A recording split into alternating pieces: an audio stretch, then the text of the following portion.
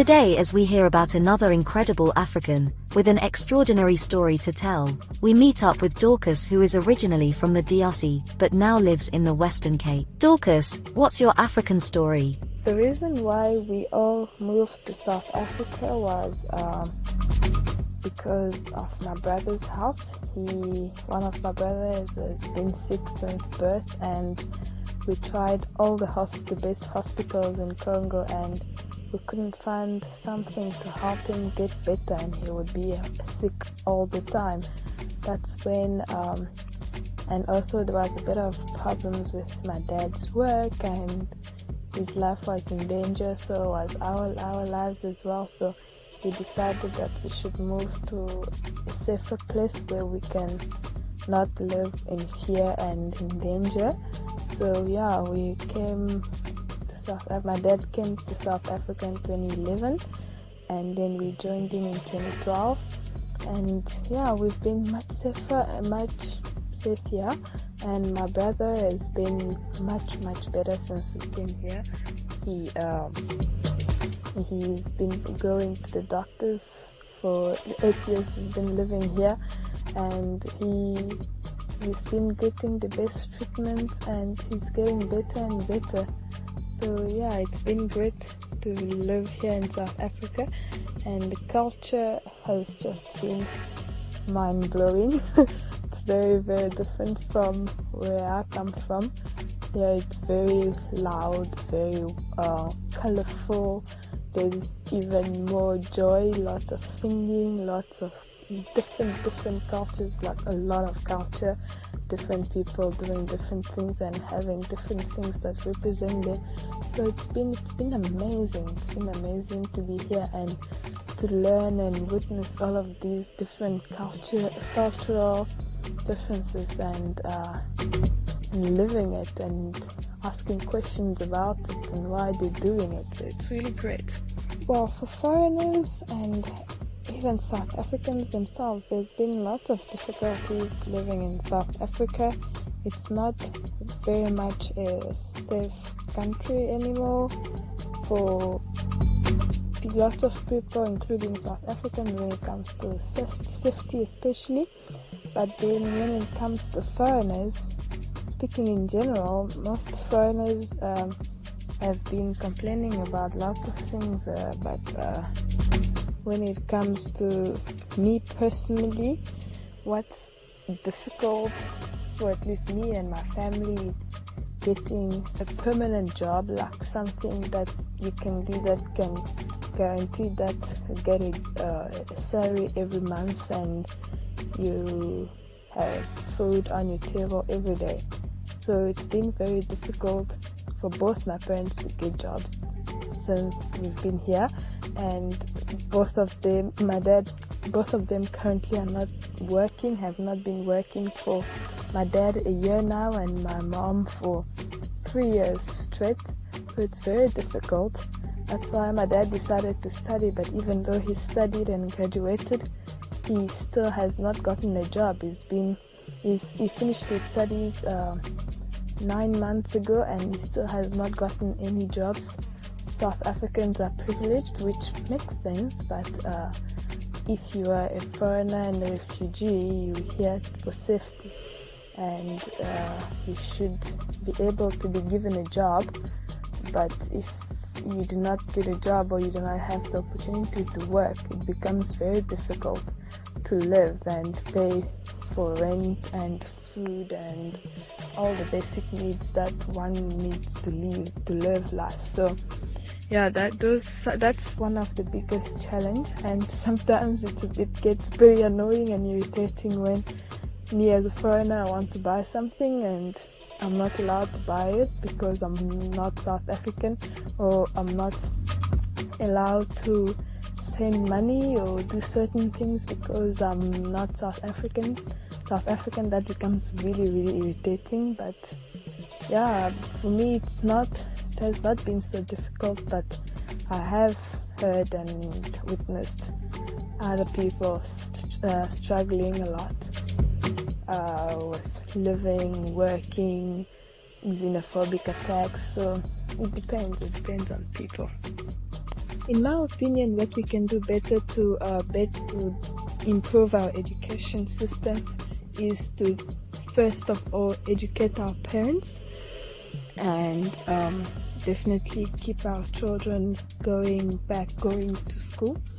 It's why I say it's important to educate our parents is because we still find in society that some parents would say, okay, boys should go to school and then girls must stay at home and just get married, or girls are just meant to get married and do house chores, and then men can go, I don't know, fish or hunt or, lots of things, or build a house and prove themselves as men.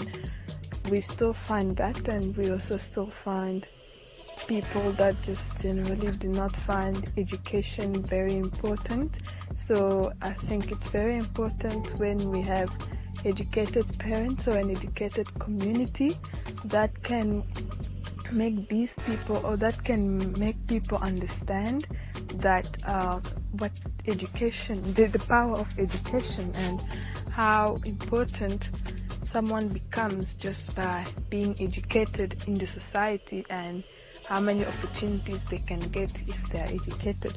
So education is very important in that situation. And also when we have schools, it's very important to get children to learn efficiently and getting people into what they're learning, not generally forcing kids to just study medicine, for example, or being engineers, because that's generally what certain African parents want their children to be.